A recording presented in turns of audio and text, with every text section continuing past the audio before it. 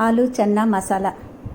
இது வந்து பூரி சப்பாத்திக்கெல்லாம் தொட்டுக்கிறதுக்கு ரொம்ப நல்லாயிருக்கும். ரொம்ப சிம்பிள், ரொம்ப டேஸ்டியாக இருக்கும். இது எப்படி பண்ண சொல்லிட்டு இப்போ பார்க்கலாங்க.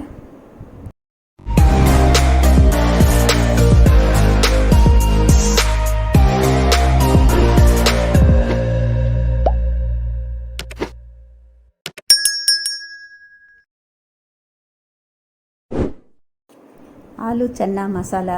இதுக்கு வந்து 2 பெரிய உருளைக்கிழங்கை வேக வச்சு தோல் எடுத்து கட் பண்ணி வச்சுருக்கேன். 1/4 கப் கொண்டக்கடலையை ராத்திரியே ஊற வச்சுட்டு மறுநாள் காலையில் ஒரு 7-8 விசில் வேக வச்சு வச்சுருக்கேன். இதுக்கு தேவையான மற்ற பொருட்கள் அப்படின்னு சொல்லிட்டு பார்த்தீங்கன்னாக்கா 2 தக்காளி கொஞ்சம் பெருசாக இருக்கிறத கட் பண்ணி வச்சுருக்கேங்க. அரைக்கிறதுக்காக ஒரே ஒரு வெங்காயம் கொஞ்சம் பெருசாக கட் பண்ணி வச்சுருக்கேன். தகுந்த அளவு உப்பு. இதோட பேடிக்கி சில்லிஸ் வச்சுருக்கேன். காரத்துக்கு தகுந்த மாதிரி 3-4 வச்சுக்கலாம் நம்ம விருப்பப்படி. அரை மூடி தேங்காய் துருவல். இதோட கசகசா 1 டீஸ்பூன், இஞ்சி ஒரு அங்குலத்துண்டு, கொஞ்சமாக பூண்டு 4-5 பல் பூண்டு, அரை டீஸ்பூன் சர்க்கரை ஒரு ருசிக்காக வச்சுருக்கேன். பட்டை, கிராம்பு, ஏலக்காய் இதெல்லாம் வச்சுருக்கேன்.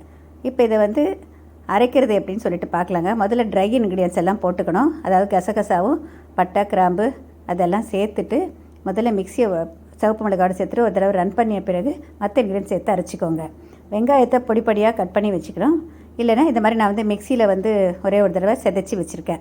அந்த மாதிரியும் நம்ம எடுத்துக்கலாம். இப்போ இதை பார்த்துங்க, அரைச்சி வச்சுருக்கேன். இது எந்த விதமாகவும் நம்ம தண்ணி சேர்க்கலை. அந்த வெங்காயத்துலேயும் தக்காளியிலையும் இருக்கிற அந்த ஈரப்பதமே போதுமானது. தேங்காய் வேறு சேர்த்துருக்கோம். அதனால் இந்த மாதிரி ரொம்ப நைஸாக அரைக்காமல் கொஞ்சம் கொரகொரப்பாக அரைச்சி எடுத்துக்கோங்க. அரைச்ச பிறகு இதோடைய நான் வந்து தகுந்த அளவு உப்பு, கொஞ்சமாக சர்க்கரை சேர்த்துட்டேங்க.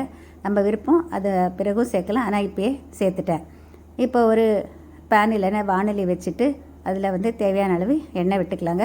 அதோட சீரகம் தாளிக்கிறதுக்கு கொஞ்சம் பெருங்காயத்தூள், கொஞ்சம் கருவேப்பிலை இதெல்லாம் சேர்த்து வதக்கிய பிறகு வெங்காயம் கட் பண்ணி வச்சுருக்கிறத சேர்த்துக்கலாம். கொஞ்சம் நல்லா நிறம் மாறணும். கொஞ்சம் மீடியம் ஃப்ளேமில் வச்சுக்கோங்க. கொஞ்சமாக சர்க்கரை இல்லைன்னா உப்பு சேர்த்துக்கோங்க. அது வந்து கொஞ்சம் சீக்கிரம் ஃப்ரை ஆகிறதுக்கு ஹெல்ப்ஃபுல்லாக இருக்கும். இப்போ கொஞ்சம் லேசாக நிறம் மாற ஆரம்பிச்சிடுச்சு. நல்ல வாசனை வரணும், நல்ல நிறம் மாறணும். அதுதான் ரொம்ப ரொம்ப முக்கியம். அப்போ தான் வந்து நம்மளுக்கு கிரேவி ரொம்ப டேஸ்டியாக இருக்கும். இப்போ பாருங்கள், நல்லா நிறம் மாறிடுச்சு. அந்த மாதிரி விடாமல் கலந்து விடணும். ஏன்னா நான் எண்ணெய் குறைவாக தான் போட்டிருக்கேன். உங்களுக்கு விருப்பம் வேணும்னா கூட போட்டுக்கோங்க. இப்போ அரைச்ச விழுத அதை சேர்த்தாச்சு. கொஞ்சம் நல்லா கலந்து விடணும். கொஞ்சம் நல்லா வாசனை வரணுங்க. அந்த கமகமான்னு சொல்லிட்டு இந்த நம்ம அரைச்சி வச்சுருக்க அந்த விழுதுனுடைய வாசனை வரும். அந்த அளவுக்கு நம்ம மீடியம் ஃப்ளேமில் வச்சுட்டு கலந்துக்கலாம். நீங்கள் கூடுதலாக எண்ணெய் போட்டிங்கன்னா எண்ணெய் மேலே மிதக்கிற வரைக்கும் நம்ம வைக்கலாம். இப்போ வந்து மிக்ஸி கழுவின தண்ணியை வந்து அதில் சேர்த்துட்டேன். தேவையான அளவு சேர்த்துக்கோங்க. வேக வச்ச கொண்டக்கடலை, வேக வச்ச உருளைக்கிழங்கு இது எல்லாத்தையும் சேர்த்தாச்சு. இந்த ஸ்டேஜில் முதல்ல நல்லா கலந்து விட்டுட்டு நம்மளுக்கு எந்த அளவு தண்ணி தேவையோ அந்த அளவு தண்ணி இந்த ஸ்டேஜ்லேயே ஊற்றிக்கலாங்க. பாருங்கள், இப்போ நல்லா கலந்து விட்டுட்டேன். இப்போ தேவையான அளவு தண்ணி சேர்த்துக்கலாம். இப்போ கொஞ்சம் நேரம் நல்லா கொதிக்க விடணும்.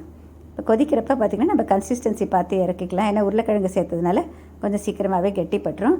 அதனால் நம்ம அப்பப்போ கொஞ்சம் கலந்து விட்டுட்டு ஒரு நல்ல வாசனை வரணும். அதே நேரம் அந்த அதில் இருக்கிற உருளைக்கிழங்கு பீசஸில் பார்த்திங்கன்னா நம்ம உப்பு காரமெல்லாம் கொஞ்சம் அப்சார்ப் ஆகிருந்தால் கொஞ்சம் நிறம் மாறும். அந்த அளவுக்கு பாயில் பண்ணால் கொஞ்சம் நல்லா இருக்கும். இப்போ பாருங்கள், இதை கொஞ்சம் நல்லா கொதிக்க விடுங்க. இந்த மாதிரி கொதிக்குது. கொதித்த பிறகு நமக்கு தேவையான கன்சிஸ்டன்சி வந்த பிறகு இறக்கிட்டு இப்போ நான் வந்து சர்விங் டிஷ்க்கு மாற்றிட்டேன். மேலே கொஞ்சம் கொத்தமல்லி தழை தூவிட்டேன். நம்ம விருப்பப்படி இது வந்து பூரியோ சப்பாத்தியோ இல்லை புல்காவோ நான் குளிச்சா எதுக்கு வேணால் பரிமாறலாங்க. கொஞ்சம் கூட வெங்காயம் பொடியாக கட் பண்ணது எலுமிச்சப்பழம் கொடுத்தா போதுமானது. இப்போ நான் எழுதிய சமையல் புத்தகங்களில் வந்து இந்த மாதிரி வெஜிடேரியன் கிரேவிஸ் இல்லைன்னா வந்து இன்னொரு புக் இருக்குது, அதாவது டெலிஷியஸ் வெஜிடேரியன் கரீஸ்னு. இது 2மே இங்கிலீஷ்லேயும் இருக்குது, தமிழ்லேயும் இருக்குங்க. நீங்கள் வேணுன்னா இது எல்லாமே சைட் டிஷ்ஷஸ் தான். நான் டிஸ்கிரிப்ஷனில் ஒரு ஃபோன் நம்பர் கொடுக்குறேன், அதில் வாட்ஸ்அப் பண்ணலாம்.